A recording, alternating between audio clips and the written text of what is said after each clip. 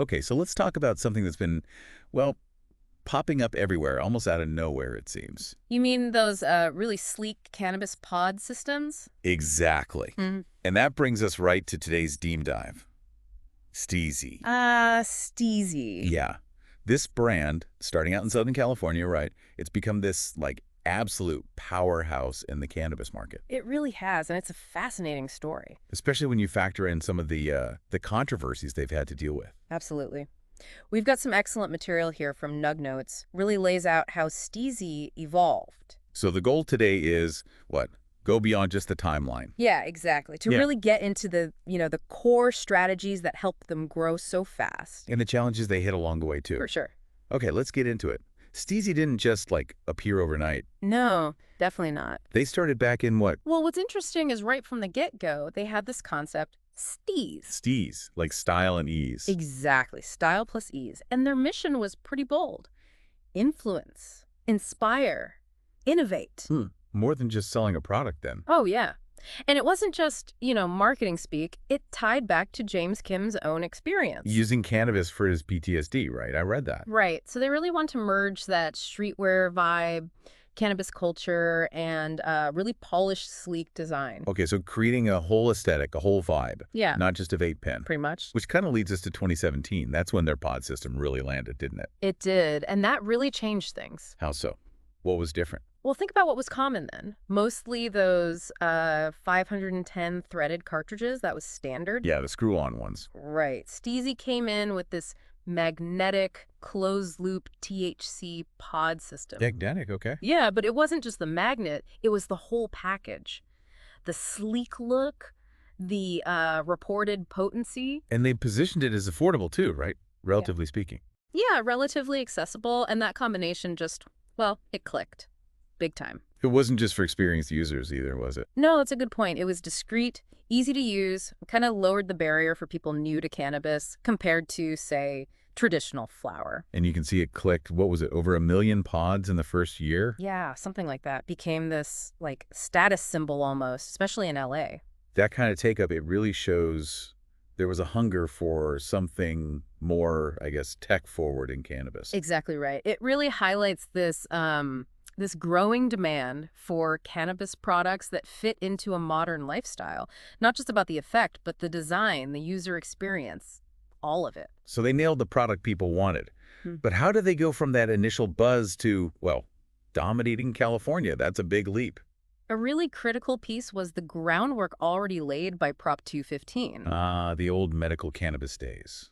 The Compassionate Use Act. Right, that created these early distribution networks. STIIIZY, well, they were smart. They tapped right into those existing channels. To get into the new recreational market quickly. Exactly. So by mid-2019, they were saying they were in like 70% of California shops. 70%. In just a couple of years of the rec market, that's huge penetration. It really is. You have to wonder about the specific deals or partnerships they struck early on, right? Yeah, must have been some savvy moves there. Yeah. And they weren't just pushing into other people's stores, were they?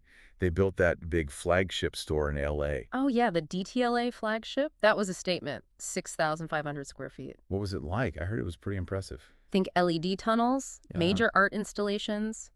They even had art by Retna. Retna, wow. Okay.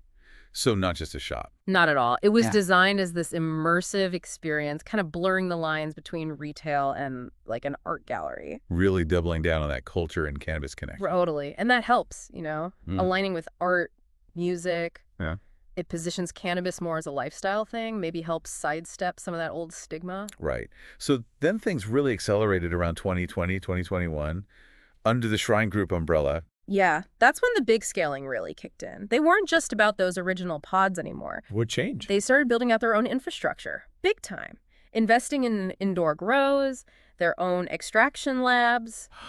Vertical integration. Control the whole process. Exactly. And that let them diversify the product line massively. So we saw things like the Gold line. What was that? Gold was live resin. Then they had silver, which focused on cannabis-derived terpenes. Okay. Plus the LEL disposable, super convenient. And then, actual flower, infused pre-rolls, the whole gamut. And clearly that whole strategy, the product diversification, the stores, it worked. By 2021, they're claiming they're the #1 brand in California. The numbers were pretty compelling. What was it? 18 of their own stores, over 500 partner shops. And the foot traffic at that DTLA store was apparently huge, like 1,000 people a day. Yeah, reportedly. Those kinds of figures definitely point to some serious brand loyalty and recognition. But California wasn't enough, clearly. They aimed bigger, national expansion. By this year, 2024, they're operating in 6 states. 6 states, which ones? California, obviously. Then Michigan, Nevada, Missouri, Arizona, and Washington. Wow. How do they manage that? Mostly partnerships. Seems like it, yeah.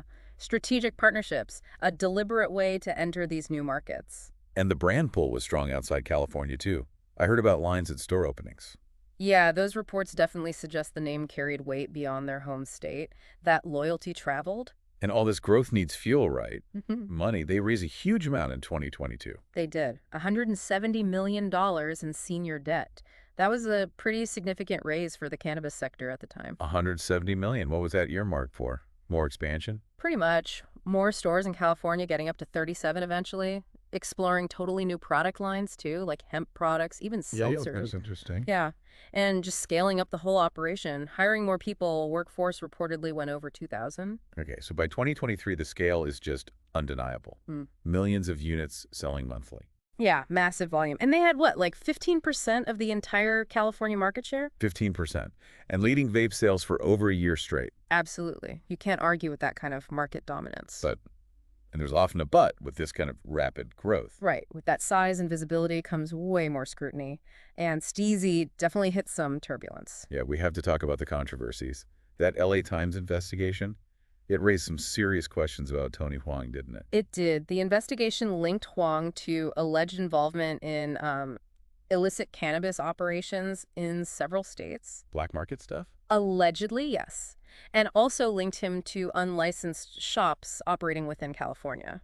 How did STIIIZY respond to that? They strongly denied it. Their position was that any issues were down to, like, rogue operators acting independently without authorization. Okay. But that wasn't the only legal headache, was it? There were lawsuits, too. Correct. Lawsuits popped up alleging issues with the products themselves, specifically inflated THC numbers and traces of pesticides. Oof. That's not good for a vape brand. Definitely not. Again, STIIIZY fought back hard. They denied the claims, basically saying, look, this is likely counterfeit product or stuff that got diverted from the legal market. Trying to point the finger at the black market they were also being linked to, in a way. Kind of, yeah. And it's crucial to point out, no criminal charges were actually filed against the company or its principals from those investigations. And their lawyers basically call the lawsuits opportunistic noise, right? That was the quote, yeah. Dismiss them pretty firmly. Still, those kinds of allegations, even if denied, they must have caused some ripples, right? With consumers. Dispensaries, maybe? It's hard to say definitively from the outside what the long-term impact was, but it certainly generated headlines. And it connects to this other weird issue they had. The fakes. Counterfeit STIIIZY pods started showing up everywhere. Yeah, New York, Atlanta, even London, apparently. Which is obviously a massive problem for them. Brand damage, safety risks. Huge problem. But, paradoxically, it almost kind of boosted their street cred, didn't it? It's a really strange dynamic, yeah. That observation is spot on. On one hand, counterfeits are terrible. Right. But on the other, there was that quote floating around, I think, on Reddit. You know, you've made it when they fake you in 4 countries. Huh. Yeah, it's like bad press is still press, almost. Shows intense demand. In a very twisted way, yeah. It suggested their stuff was just that desirable. And STIIIZY didn't just sit back. Yeah. They tried to fight the fakes. Oh, yeah. They implemented countermeasures, holograms on the packaging, QR codes you could scan for verification. Smart tech solutions. And they also ran campaigns trying to educate people on how to spot fakes, protect the brand, protect the consumer. Makes sense. It shows they're taking it seriously. Definitely. Okay, so beyond the product, beyond the legal stuff, there's this whole other layer to STIIIZY. Their marketing, the culture focus. Yeah, this was, I think, a really key part of their success. Very strategic. How so? They didn't just market cannabis. They intentionally wove it into art, music, fashion, that whole cultural fabric. Like the flagship store design we talked about. Exactly. But also things like their exclusive 420 product drops became kind of an event, collaborations with influencers, hosting community events. They also made a point of hiring veterans, didn't they? Tying back to the founder's story. They did. All these things together helped build more than just a product brand. It became more of a lifestyle brand connected to a certain culture. So, okay, let's try and wrap this up. We've gone from the SoCal Roots, the veteran's vision, Through the game-changing pod system, dominating California, national expansion, raising huge money, but also facing serious controversy and the counterfeit problem. and building this powerful brand through cultural marketing. When you put it all together, Yeah. what's the main takeaway from STIIIZY's story? What's the lasting impact? I think connecting it back, STIIIZY's journey really shows the potential for real innovation and, frankly, sophisticated brand building in the cannabis space. More than just selling weed. Much more. How? They essentially reimagined the vape experience with that pod system. They created these really immersive retail spaces, and they built up this strong cultural cachet. And they did become California's top brand, despite all the legal noise and challenges. They did, which kind of leads to that final thought from NuggNotes. That STIIIZY is essentially the blueprint for cannabis branding at scale. Yeah.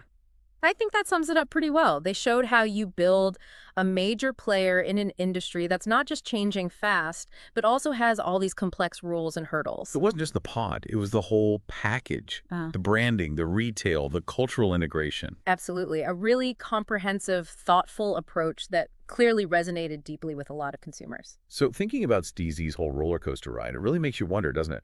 What lessons can other industries learn from this?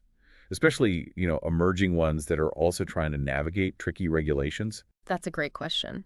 Or maybe how critical is that blend, that mix of culture and product? How much does that drive real lasting loyalty when you're in a market like cannabis that's just evolving so incredibly quickly? Yeah, definitely gives you something to chew on.